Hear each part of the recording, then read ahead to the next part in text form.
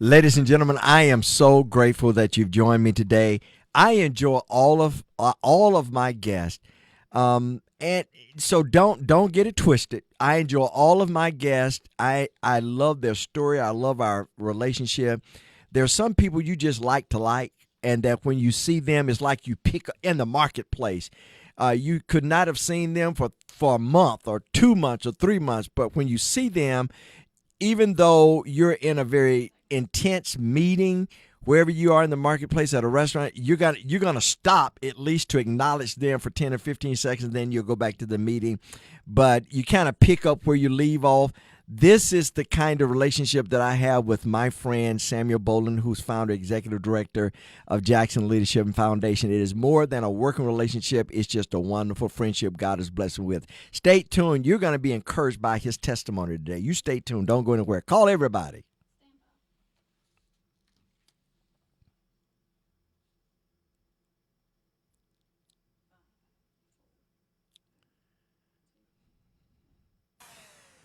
So I'm gonna try to sound sophisticated today. I'm really gonna try to sound analytical and methodical, and I may use three or four big words today because I want to try to impress my guest today.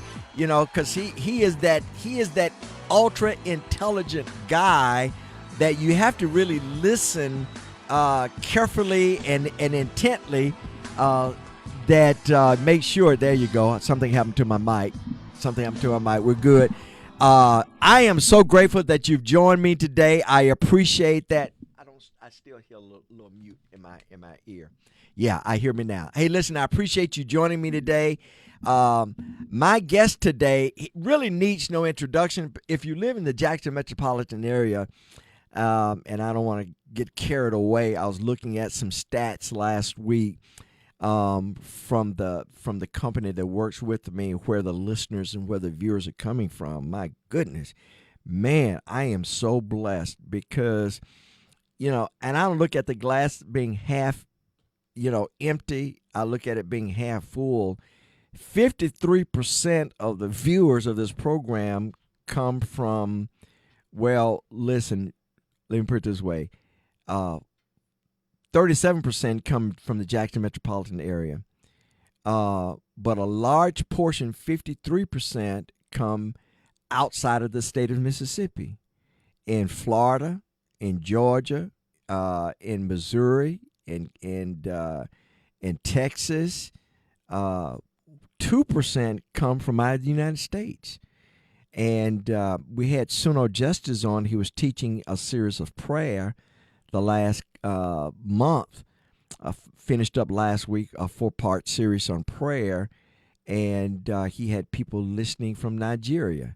And boy, that really blessed me. I'm always grateful that you join us, whether it is live, whether you listen to us terrestrially on the radio dial. We have a lot of listeners that listen to us driving around, a lot of delivery drivers.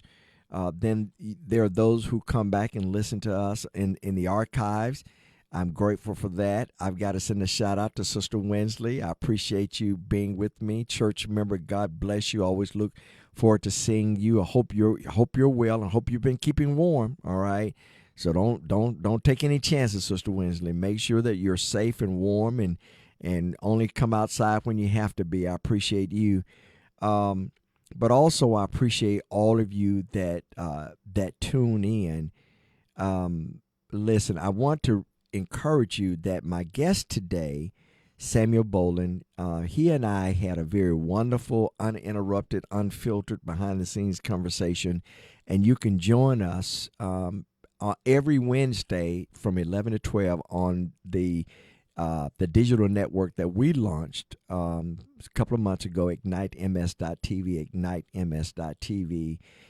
Tomorrow, every Wednesday at 11 o'clock, but particularly my conversation with Samuel, who is the founder and executive director of Jackson Leadership Foundation, tomorrow at 11 o'clock, ignitems.tv. And then on there, all of the programs that we've produced to this point, you can go on. And if you missed any program, then you can certainly log on. Samuel Bolden, founder, executive director of Jackson Leadership Foundation, man, welcome back to Defining Moments. You've been on the program, you've been on the radio program a couple of times, but I was so excited to get your yes. I know how busy you are. I was so excited to get your yes for you to squeeze in coming on our podcast program. Samuel's one of these methodical guys. Samuel, he's such a young guy. He's 38 years old, but he has accomplished so much. And I have said that if Samuel had his way, then I would be referring to him today. There's a high probability that I would be referring to him as Dr. Samuel Bolden as opposed to just Samuel Bolden. He would have a lot of letters behind his name. But God interrupted your plan. And I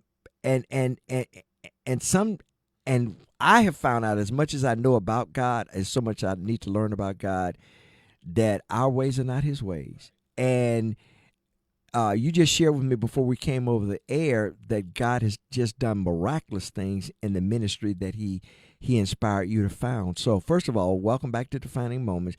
And the ministry that he had you to found is Jackson Leadership Foundation. What is Jackson Leadership Foundation? Yeah, thanks for having me back. I love being on the show. Larry, you do such a good job. Well, thank you. And Jackson Leadership Foundation. So we exist to support ministry leaders, nonprofit leaders in the city of Jackson, specifically what we call Jackson's under-resourced communities. We do so by providing training. We also help provide volunteer and donor networking. And then finally, we have a series of back office services we provide to help manage the nonprofit side of ministry work. And then more recently, over the past couple of years, we have moved into an office building that we now own, where we have a ministry center, and we have 10 different nonprofits officing with us currently. So now that we know, and that was a lofty explanation, but for those who would say, now, what did he say?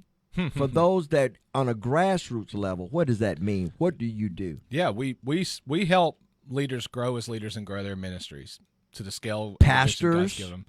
Pastors, primarily though, what I would call community ministry leaders. These are nonprofit leaders in low-income communities that are running anywhere from mentoring programs, tutoring programs, housing, food programming, anything to serve the population, primarily in our low-income communities in the city. You know, pastors, they are expected to do so much. Right, yeah. And oftentimes, unfortunately, you know, pastors are human too. Yeah. And they suffer quietly because there's such a high expectation. I'm not talking about mega churches. These churches maybe with 500, 600,000, 3,000, 4,000. They're few and far between. Right. You know, but the majority of churches, 95% of churches are like 250, a little less or a little more. These pastors are charged with a whole lot of stuff, and unfortunately, the negative of that is they reach burnout. Yeah, they do. Okay, is your ministry there to not only help pastors, to help resource them with back office support, but also that goes for nonprofit as well? These small nonprofits, these people, they founded these these organizations with a desire to help. But it becomes so overwhelming, they burn out and just cash in the chips and say, I'm going to close the doors. It's just too much for me. Burnout's a real thing, and leading is hard. Leading people and serving people is very difficult, and doing it, doing it in a way that honors the Lord and seeks Him daily, yeah, that could be hard. And so we try to come alongside of these pastors and nonprofit leaders in the city. And you know what? Out of all the things that we do, probably the most rewarding for those we serve is just getting together with all of them in the room for lunch and encouraging one another. You know what? And so for those of you that really know me, I honor transparency. Samuel and I, we have such a wonderful relationship. Samuel is the kind of friend that I have, and I hope that I'm the same to him, that we can sit down and we can talk about A to Z. And we have the hard conversations. We're very honest and open about the conversations because we trust the integrity of one another's heart. And so we have those conversations that would be perceived as uncomfortable for a lot of people. because we really take the deep dive. But so I'm going to say some things for those of you that maybe have been rocking with me for just a short period of time, but I'm trying to go somewhere. This is a white guy that God takes from the suburbs. And all of these terminologies, many of them, most of them are social constructs. There's nowhere in the Bible. We just made them up as an attempt to divide ourselves. Yeah. This subservient superiority complex that a lot of folks have. But God takes this white guy that lives in the suburbs, goes to a prestigious university. He's on a trajectory to become a medical physician, and will be successful because you have that in your family lineage. You know, I ran into your aunt the other day. Did you? Yeah, Wonderful. man. Yeah, she's such a sweetheart. And God have you to move to the inner city, not only your house, all right, not only your church membership, but also the ministry that you founded. Right. Yeah. How weird was that for you? Man, it was like particularly when you rehearsed what I just said in the ears of your friends. I mean, when I get excited about something, I have this personality quirk where I think everybody else needs to be excited about it. And what you just described, and I guess what life has looked like for me, is almost like going to a theme park. And you're just so thrilled about what you're about to experience. And I think that's what it's been like for me. Is there's certainly been times of nervousness and even doubt or anxiety, but really it's just been such a joy. I wouldn't want to do life any differently. So we know what the what is, but why do you believe the why? And I want you to share the story, because what you're doing now, the ministry where it is now has evolved into, didn't start that way. It started with a bar of soap. Yeah. So for me, I came back to Jackson and wanted to get plugged in, wanted to be a part of something sweet and special in ministry, and wanted to find ways I could love my neighbor. And I began looking around to say, okay, where's a place that I could go stop by and just visit? I become familiar with places in the city that I'm not familiar with, because, you know, this was quite some time ago, and I'd spent my life in the suburbs of Jackson, but never in the city. And so I hop on a website of a local nonprofit called Stew Pot, which is still around today and doing good work, and found that they needed donations for deodorant. And in my naivety, but also in my desire just to get out, I thought, well, I'm going to bring them some deodorant. So I went to Walmart, looked around the shelves, and grabbed a stick of deodorant. A stick. Singular. You know, uno. You said fishes and loaves earlier before we got on the air, and, you know, maybe there's a way to cut the deodorant up and multiply it. I think my gas money costs more just to get down there than the actual deodorant stick did. But, so it started with just visiting with the stick of deodorant and saying, you know what? I obviously don't know what I'm doing. I've never been here before, but I do want to serve. I want to be available.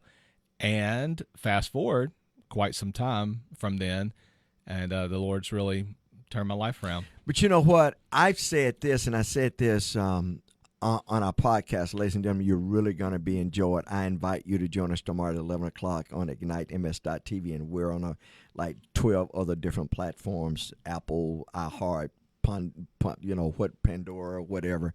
And you can see our program. But I said earlier, oftentimes I've learned, at least for me, Samuel, I've learned that the Lord is calling me to come through a door. Right. Oftentimes I have found I'm thinking it is for one reason. I have this preconceived idea and notion that it is for one reason. But once I get inside and go through that door, have enough faith to say, okay, God, I'm going to put all of me aside, because I become my biggest enemy sometimes. Yeah. You know, Yeah. I wrestle against me. Once I get inside, I find out it is everything but what I thought. Yeah. But it becomes the segue, the portal, the avenue for God to use my obedience to go through that door, to go through that portal to something greater. Yeah. I remember being in my garage many years ago again, and thinking about what the Lord had in store. And I remember saying, you know what, God, I'm just going to go through every open door and explore everything. And if it doesn't seem to turn out well, I'll just turn right back around and go out the room and into another open door. And to your point, I mean, so many people think, well, I just got to wait for the right moment. I got to wait for the right door. And there are times and seasons for that, but there have definitely been in my life very powerful seasons where I essentially said, if you open the door, I'm going through it, and I'm just going to trust that if the door's open, that's what you intend for me to do. A couple of questions. What would you tell that person that is hesitant? They feel something inside of them. They feel a pulling. They feel a yearning inside of them. But they've looked at, number one, their resources. Mm-hmm. They've doubted their intellectual capacity. Yeah. And they've said to themselves, who's going to be to support me? In other words, this thing that's inside of me is bigger than I have the resources or the capacity or the skill set or even the education to manage. Yeah. And so as a result of that, they hit a place of indecision and they don't do anything. Right. I know we're going to have about 30 seconds before we in the commercial break, but let's delve into it. What would you tell them? How would you encourage them? You said earlier, sometimes we become our own worst enemy. And I think that's certainly the case for moments in our life. We think about defining moments where oftentimes we can make the negative fallout, potential negative fallout, become worse than it actually is in reality. And so we can almost talk ourselves out of it before we even take the first step. So a question that I'm going to ask you to give the definition of faith. Because I think people believe that, well, I'm not going to, listen, we don't have time for that. Ladies and gentlemen, stay tuned. My guest today is Samuel Bolden. He's founder, executive director of Jackson Leadership Foundation. We're talking about faith and execution and consistency. So what definition, and Samuel, he's a seminary student. He's a student of the Word of God. It took faith for you to leave that which you could define and explain and move into a place that you couldn't define and you didn't know. Yeah. So what is faith? Man, in a really real sense, it's being sensitive to what is going on within your own spirit, in your prayer time, lining up with the Word, maybe lining up with what people are telling you and going, I trust the Lord is in this, and I trust He's going to take care of me, even if it seems scary. That's just a practical faith. So that to me is what it looks like. Hold on.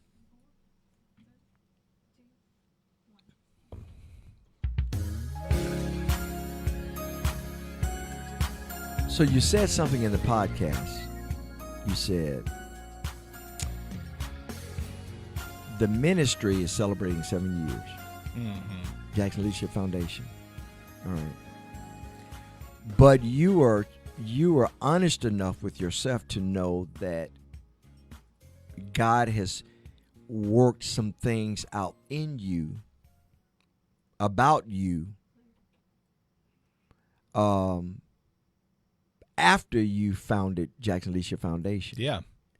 And maybe if these things had not been worked out, you probably wouldn't have gone forward. Explain that. Because I think people that they don't do anything, they don't launch their dreams and what the Lord has put inside of them, because they're like, it's like people, I bet you I've been told this 100 times when I'm sharing the gospel of Jesus Christ with people, and I've been told this many times in varying responses, I need to get myself together. And once I get myself together, Pastor or Larry or Minister Nick or Reverend Nick, then I'll come to church. Right. And I immediately respond to them and say, I will never see you in the temple under the steeple, inside the building, which is not the church. Church is, within our heart. Right. Because I said, if you could get you together, then there would have been no need for Jesus to come. Right. He came because you couldn't, nor could I, get myself together. Yeah. So how do you respond to that? Yeah, I mean, when we started Jackson Leadership Foundation, goodness, 7-8 years ago, I consider how much I've grown and how much the Lord has matured and sanctified me and dealt with things in my own heart. And I was sharing with you on the podcast that I think if I was in a similar situation today, I mean, of course I would follow the Lord, I believe, but I don't know if I would have that same vigor and the same perspective that led me to start JLF 8 years ago with others. And so the purpose of all that is just to consider that God used my excitement, my joy, my vigor, my youth, maybe my ignorance, also my desire to feel like I needed to be a part of a solution, not for the sake of wanting to feel any sort of recognition for it, because I don't. I'd rather not, frankly. But just feeling like, hey, if there's something wrong, aren't we supposed to be the ones who step in to fix it? And so, but there was a lot of that I had then that was a little bit more untempered, but it allowed me, it gave, I think, what was needed to push through to get something off the ground like JLF, Jackson Leadership Foundation. And I'm grateful for that. But to your point, I didn't have it all together. I still don't. And the Lord uses that still, and I trust that as long as I stay faithful, stay committed, that's really what my point is. And I think there's something to be said. I think that a lot of folk hesitate, and that's a tool of the enemy. Is because hesitation. Now, you got to use wisdom, but I think hesitation, if you're not careful, can become procrastination. Yeah. Okay. And I think the reason that a lot of people procrastinate and they justify it is because they either look at their bank accounts, they look at their exterior material resources and say, I don't have the capacity. Well, that's probably honest and that's probably truthful, but that's okay. Because the body doesn't survive off of one eye. Right. The body doesn't survive off of one toe. The body is most effective because the many parts are coming together in harmony, in unison, to affect the working, the intent of the body. Yeah. And so God gave you this great vision of Jackson Leadership Foundation, but you shared it with the right person in the person of this historic figure, Dr. Perkins. And I think it was a great person to go to because actually he caused you to test it, to see if it had any validity to it. You need people in your life that's willing to say, okay, let's pray through this. Yeah. Is this really God or is this really yourself? So talk about that. Yeah, the Lord, 2016, laid on my heart essentially a need for a place to serve ministry leaders in the city where, as I said earlier, we can help them grow as leaders and grow their ministry to the scale of the vision God's given them. And that resulted in just me going to Dr. John Perkins and grabbing breakfast with him in West Jackson at McDonald's and essentially saying there's got to be a better way to do this. And he, of course, asked what I'm talking about, and I explained we've got all these leaders serving our communities. They're called, they're committed, they have a vision, but they're struggling. They need a lot more support than any one church can give. They need comprehensive support. And then I'm working at one particular church, and there are many in the metro, and I've got folks who want to make a difference, but they don't know how. There's got to be a better way to support ministry leaders in the city and mobilize God's people around them. And he was the one who said, you need to go to Memphis and check out the Memphis Leadership Foundation. And that's what led to us seeing what happened in Memphis, coming back to Jackson and starting a Jackson Leadership Foundation. So for those that feel like they have something really inside of them that's legitimate and that God placed them on the earth and you just can't get it out of you. You just can't get it out of it. And I said it, Kim, I embarrassed you. Kim is my producer today. She's an extraordinary producer. I talked about you on the set today. Didn't I, Sam? Oh, yeah. I talked about you on my podcast set. I said God knew how he wanted to redirect what he had put inside of me because I thought it one way. And God says, no, I've given it to you this way. And if you do it my way, I'm going to put people around you that understand what I've put around you, and they're going to guard it and they're going to protect it, but they're going to help get it out of you. Right. And I said, Kim, I'm on this podcast set because many hands have touched it. And I started calling out the names, and I called out your name. Many hands have touched it because it's ministry. It's not a business. It's God's business, but it's ministry. And I said, if what God has put inside of you for every vision is provision. Mm-hmm. So thank you for touching that set, Kim. Yeah, and thank you for touching this program. So what would you tell people, Samuel, that feel like I got something inside of me and I can't get it out of me? Goodness, yeah. I mean, I think the first step is to take a step. I mean, so many people. I want you to look at him, tell him. Yeah, don't stop before you start. Take a step, and if you really feel this is it, this is what I'm called to do, go for it. Don't project too far out into the future to the point to where it stops you from acting in faith. We talked about faith earlier. The Lord may use steps in your life that look like steps backwards, but it's actually to prepare you for the next step forward. And so the first and foremost thing is I pray that the Lord puts on some righteous blinders on you. I think when he's ready to call you to something, he puts blinders on us so we don't necessarily have to see the danger to our right and to our left. He wants our focus to be on what's ahead, and we want to take steps towards him. I know that you have a love for the Bible from Genesis to Revelation. Yeah. But but it seems that Nehemiah, the book of Nehemiah, has become the blueprint for your ministry. How so? Wow, yeah. The book of Nehemiah chronicles basically the rebuilding of a city, the restoration of a city, and all of the wonderful results of that. But there's a particular person, Nehemiah, who was an instigator in this restoration process. But the beautiful thing that he did, which I just find just incredible, is he saw a city in disrepair, and he did not go to the city as a whole, the people of the city, and say, our city is in disrepair. You've got to fix it. The whole city, you got to fix it. And I translate that into today's terms as that would immediately create compassion fatigue. The problem's too big. There's no tangible way to take a step.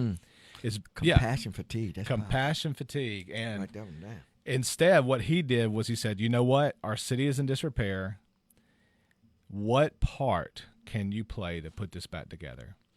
And the story then follows these families who say, you know what? I live by this portion of the city wall.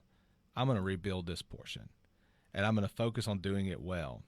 And then the family next over says, I'm by this portion of the city wall. I'm going to rebuild this portion. But it was this belief that we tackle a big problem by playing our part well.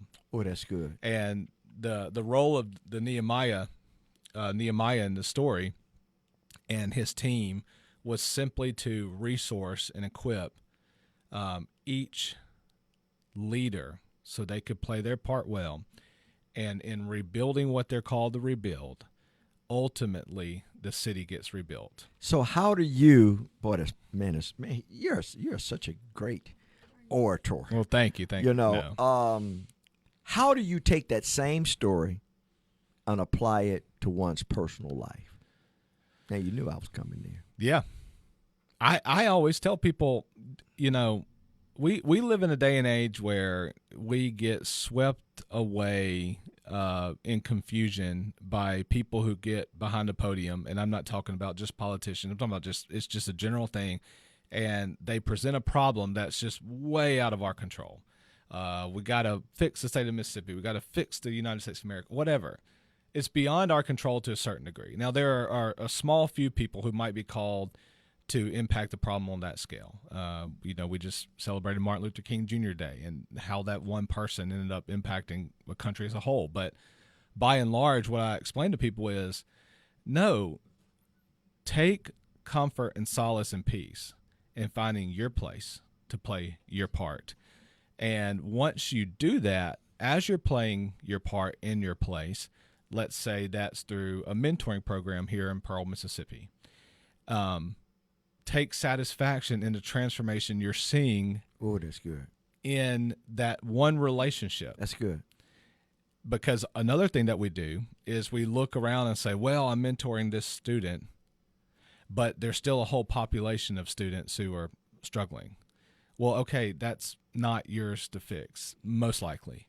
Instead, let's celebrate what I'm doing and the results I'm seeing here. And if we do that, that allows us to avoid that compassion fatigue and that burnout that we talked about earlier in the show, because we're called to play a part and we're doing it well. All right, now I'm going to embarrass her some more, if she didn't cut me off. Because I got to be careful because, she punches the button so she can't hit mute. But let me tell you something. So Kim painted the set. Wow. I saw her paint the set.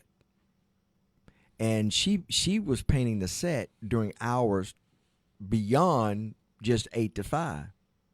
And she was very meticulous. A couple times I walked in, she's like, that's a spot. I need to do that over again. Wow. She was manifesting, helping me manifest out of me. Now, she couldn't control me getting behind the mic. That she like, okay, now that's you.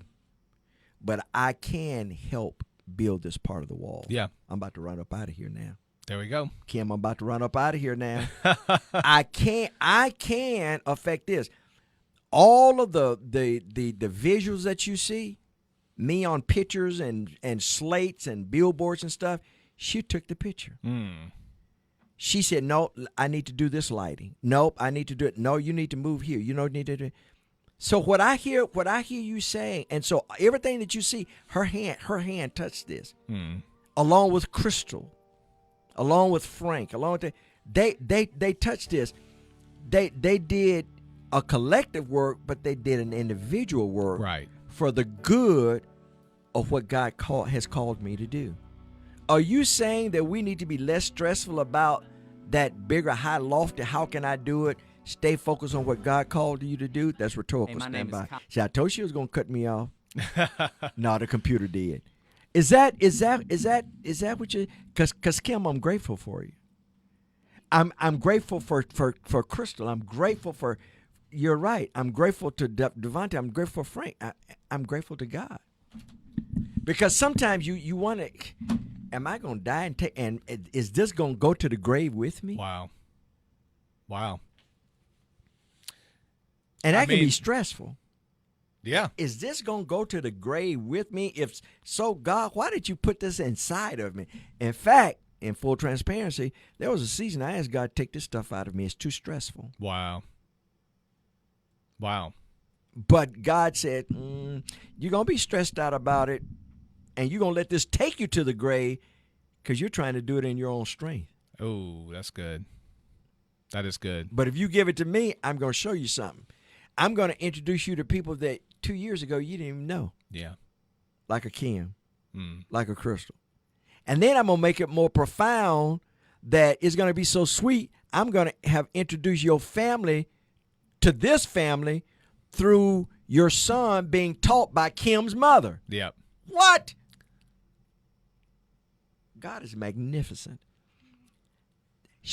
Her mother makes such an impression on my son. Now, my son uses her name in certain scenarios. And that was when he was in lower school. What grade? Second grade. Wow. What? Man. I need to stay focused. No, you're Go on ahead. it. You're on it. Take it from here. I was about to play host for a second and Go ahead. You're a great host. No, well. And so what would you say to those people who feel burdened? I gotta do it all. If I not, God, I don't know if you can get it done. Oh my goodness, aren't we overestimating ourselves and underestimating God? We say it, but we don't probably sometimes really believe it, which is God's inviting us into the work. He doesn't need us for the work, but yet we act as if He needs us for the work. Come on. And not only do we act as if He needs us for the work, but we act as if we don't do it exactly right all the time, then it's going to fail. I just can't.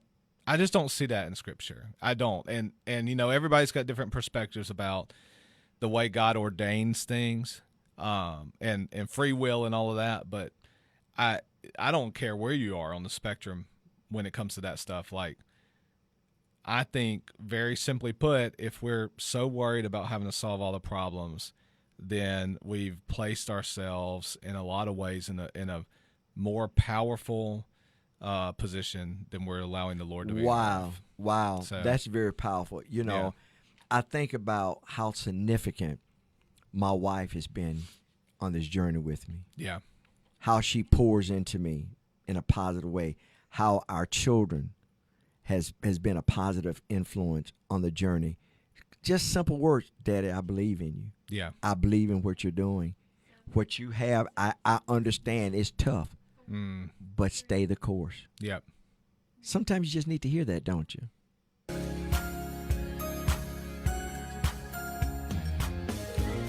Thank you for joining me to First, Second, Third Baptist Church to worship service today by Senior Pastor Samuel Bolden. Got the music in the background. I know it, man. Listen. All right, here we go. Here we go. And we got this relationship. So Okay. here we go. All right, so you need to say something. Holy Spirit told me to tell you, say something. There's something you got inside of you. Say it. Man, well, What do you need to say?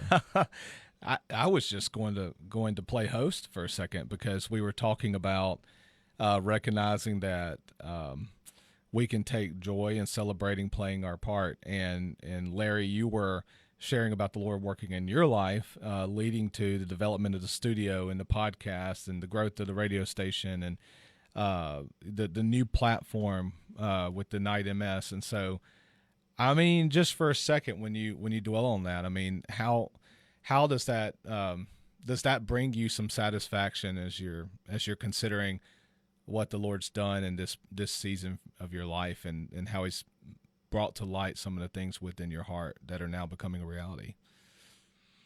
I'm the host, Larry. Boy, you were serious about being I a host. told you, because I think it is.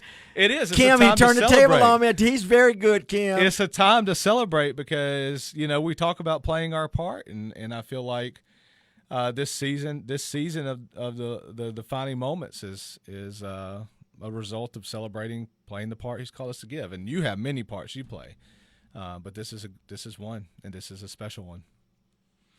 So you get great. See, I know you enough. You're getting great joy out of this because the Lord turned the table. Oh, and the Lord knows how I value my friendship with you. Yeah. And so He would have to have someone like you that I trust, Right. to have the audacity to flip the script, and I allow you to flip the script and go along with it, because He know I value as well as you value the friendship that we have. Yeah. So now you're playing the host. And I don't want to get too emotional, because I can. Yeah, when I I get think that. about it, it legitimizes what's in my what has been in my heart. Wow. The reality is, sometimes you wonder if the Lord is listening. Are you really listening to my prayers? Yeah. Are you God? Are you listening to my prayers? What about me? Everybody is screaming. Ooh. Everybody's being called, but Lord, what about me? Wow. I've tried to live a upright life. We call it righteous life. But Lord, what about me? Wow. And I try to live before people in a way that honors you. But Lord, what about me? And Lord, I don't want to take this to my grave. But Lord, this hair on my face is getting whiter. Lord, and my hair is getting thinner. Lord, but what about me? That's good. Lord, what about me? So the Lord says, now you do know that I can stop time. The Lord says to me, now you do know, Hezekiah, I can redeem time. That's right. Yeah. You do know that I use time for my glory.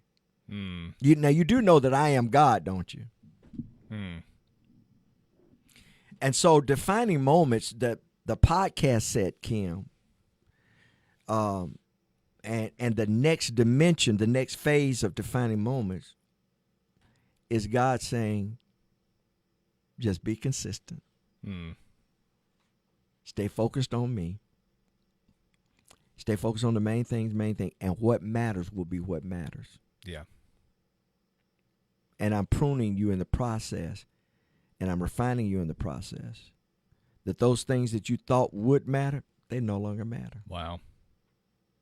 Because I was on my way to New York or Los Angeles. That's right. I was on my way to the top 10 markets. Nobody could have convinced me otherwise. Right. Lord says I have a better plan. Yep. Yes, I was thinking that when you were saying, what's the plan? I was thinking, man, you were killing it in the news world, and next thing you know, this is Lord manifesting what was in your heart. And I have the greatest of joy and peace. Yeah. Have the greatest of joy and peace, and I'll say this once, and have a drop in the bucket compared to what I felt like I could have been making. Wow. It would have been $1 million+ salary a year. Yeah. Easy. Yeah. Oh, yeah. But I have the greatest of peace. Good. So what shall it profit a man to gain the whole world, and what shall a man give in exchange for his soul? And so I have found, because I know a lot of people with great material wealth, and they're not happy. Right. I don't want that, man. And I can say this without reservation and hesitation. If great materialism is going to separate me from God, I don't want it. Wow. That's good. If having right. stuff is going to separate me from God, I don't want it. Yeah. As much as I kick, cry, moan, groan, holler, God, if in your infinite wisdom, if you know that granting me great material wealth is going to separate me from you for a second, I don't want it. Right. And you know what the Lord has laid on my heart. This will be the last thing I say, and you know I don't do this often. But your listeners have met your family because you've had them on the podcast, you've had them on the radio stations, and you were saying earlier about the Lord bringing to fruition what He's laid on your heart, and you said, you know, Lord, I'm seeking you first. I'm trying to live righteous in this world that, frankly, is unrighteous. Yeah. And the celebration is that the Lord has honored that in this platform. But you know what came to mind to me as you were saying that? I think obviously the greatest fruit, the greatest honor that He's done is by the wonderful family you have. Oh, man. I mean, that, you know, let's say none of this were to happen. Those 3 children of yours, grandchildren, I mean, what a tremendous blessing. It's incredible. Man, listen, I could talk infinitely about that. So Sunday, we, all in-person services were canceled at our churches. And so our daughter gave us a call from Missouri checking in. Our kids now, they call in checking on their parents. Make sure you're okay. You got your water. Get your water. Get your batteries. I'm like, okay, got it. And so our daughter called from Missouri and started talking about the Lord. So for the next 40 minutes, we had church. Wow. So our son, he does the same thing. Our daughter, older daughter, that pleases me more than anything else. Yeah. To hear them unprobed bringing up the conversation about the Lord. And for me to hear them talking about the Lord. So I told my mom, I grew up with very humble beginnings. My father passed when I was 8 or 9. And so my mom, she was like the lever to beaver kind of mom. My dad worked. My mom stayed, took care of the home, took care of the children. She was a housewife, did a wonderful job. And so my mom never remarried. We'll celebrate her 97th year birthday, February the 14th this year. Never remarried. She's just always been entrepreneurial.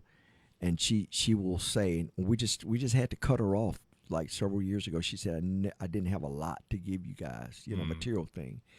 And so I often cut her off and still remind her today. I said, but what you did was you introduced us to Jesus Christ. Yeah.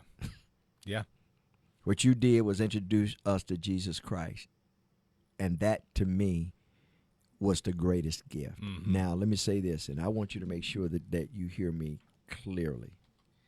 I do stuff sometimes just to see if my producer is going to be able to catch me. I mean, I can twirl, and she's like, I got you. I can go to the ceiling. She's like, I got you. You're so on it, Kim. I know. Let me say this clearly. God don't mind you having stuff. He just don't want stuff having you. Let me say that again. God is not opposed to you having 15 homes in 3 different continents. He's not opposed to you having 17 exotic cars. He's not opposed to any of that. He just wants that stuff being in front of him. It's the Matthew 6:33, seek ye first the kingdom of God and his righteousness, and all other stuff will be added. I've learned this, Samuel. Stuff I thought when I seek God, stuff I thought I needed, I'm like, I really didn't need that. Right. I really don't even want. If I had it, what would I do with it? It'd be great for a week. It'd be great for a week. Yeah. And after that, it's like kids with toys. Okay, I'm done with it. Yeah. That's how I am, at least. So let me make sure that I hear that God is not opposed to you having stuff. He wants your stuff to be a warehouse and not a barn. Right. And I was with a friend and his wife for dinner recently, and he's done great things in this world by certain standards, and but he's taken time over the past couple years, maybe longer than that, and focused on helping homeschool his children. And he was telling me, he's like, I really feel like it's time for me to get back and tackle a big problem in the world. He loves to think big. And I said, you could make an impact doing that. But these 2 years you spent being at home with your children, you're exponentially multiplying yourself. And because he thinks always about results, I'm like, you are exponentially multiplying yourself. And he has taken all of his energy, and most of it, and said, you know what, the world can have its big problems. I'm going to invest in my family. And it's paying dividends. Take 30 seconds and tell them that. Yeah. There's studies out there that some of the most successful people in the world can be some of the most unhappiest, because they're often focused on what they don't have and what they have not accomplished yet. I would encourage you to consider, how are you investing in family and friends and those close relationships that are right in front of you, and doing it together hand in hand, leading them to Christ and letting them point you to Christ as well, and allowing some of these things that aren't lined up with where you need to be fall to the wayside, so you can spend time in your primary investments, which is family and really friends too, church body. I think that's so important, Samuel. And I am so blessed to have you as a friend. Thank you, Larry. I was blessed to serve alongside of you on the Jackson Leadership Foundation's board. That wasn't the only cause of our connection, because we still stay connected. Right. But my sister said years ago, and my mom said, it is not only important that you know who you love, but it's important more so probably to know who loves you, and more so who loves God that loves you. So listen, I wouldn't be doing my fiduciary duty if I were not to ask, how can people support Jackson Leadership Foundation? Yes, great question. www. You see how I took that hosting back away from you? Hey, look, take it back. Okay, go This ahead. is good. www.jacksonleadershipfoundation.org. You can find out a lot about who we are from our website, of course, how we got started, what we do. And then there's a donate tab too, as Larry said, about supporting our work if you feel led to do so. If you are in the local area and want to volunteer with the different leaders that we serve, we have wonderful partners in the city doing good work. Please reach out to us via the website, the number on the website even. Come see us at our office building downtown Jackson, and we'll get you plugged in. And we'd love to spend time with you and find out more. And I'm going to tell you what, Samuel, his ministry, Jackson Leadership Foundation, is supported by an incredible executive leadership staff and donors and a board. But I'm going to bring them back, because you need to hear the story of the building and how God blessed them with 36,000 square feet, 6-floor building. Wow. And only God could do it. And for the first year, you kept your budget, figuratively speaking, because I don't want anybody to think that you're not a good steward. You were able to, you added your budget up on a table napkin. It's all we needed. But now you have a CPA. Yeah. That keeps up with your budget. Yeah, things have changed. I think our budget for the first full year was around $100,000, that's a great amount. I mean, praise God that we were able to get that amount. But 7 years later, yeah, we're sitting at all things considered, we brought in about $900,000, 2025. So what is the in 10 seconds? What is the lesson behind that? Well, I've just been sitting on this idea of faithfulness and consistency. I think it's being faithful in the day-to-day and letting the Lord take care of the rest, to be honest. Listen, ladies and gentlemen, stay tuned. We'll be right back. More on Defining Moments with my friend.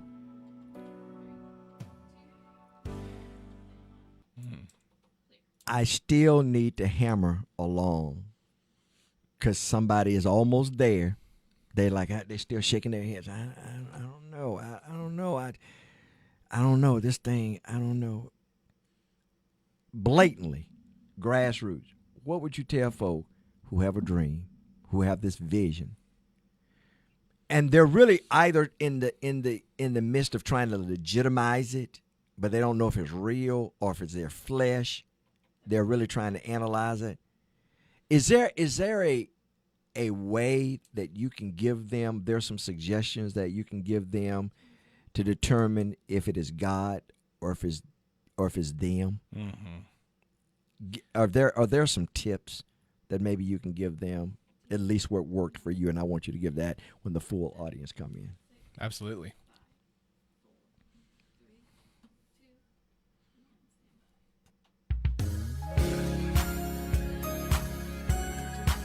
I'm with my friend today, a very dear friend, Dr. Samuel Bolden. Okay. Larry is prophesying. Yeah, man. Samuel is founder and executive director of Jackson Leadership Foundation. I say this, and the reason that I said Dr. Samuel Bolden, I said this. I believe that some doors the Lord would have us to go through is for us. I believe God opened doors just for us. Mm. Then I also believe that there are some doors that the Lord would have us to go through to open up for someone else. Mm. Now I'm going to leave it there, Dr. Samuel Bolden. The question becomes, how do you test what is inside of you that's burning? I would like to throw this out to the listener, the viewer.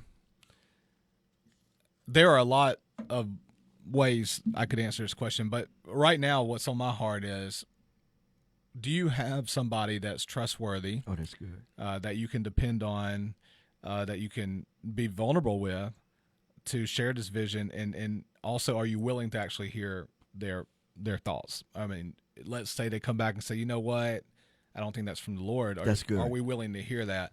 I've noticed with vision, there are things we can do. Obviously, come up with a plan, take a step, pray, cover it in prayer, all those things. But I've seen vision struggle when the person with the vision is skeptical of the people that they're allowing near themselves, and they're not entrusting that vision to others. Now that's deep.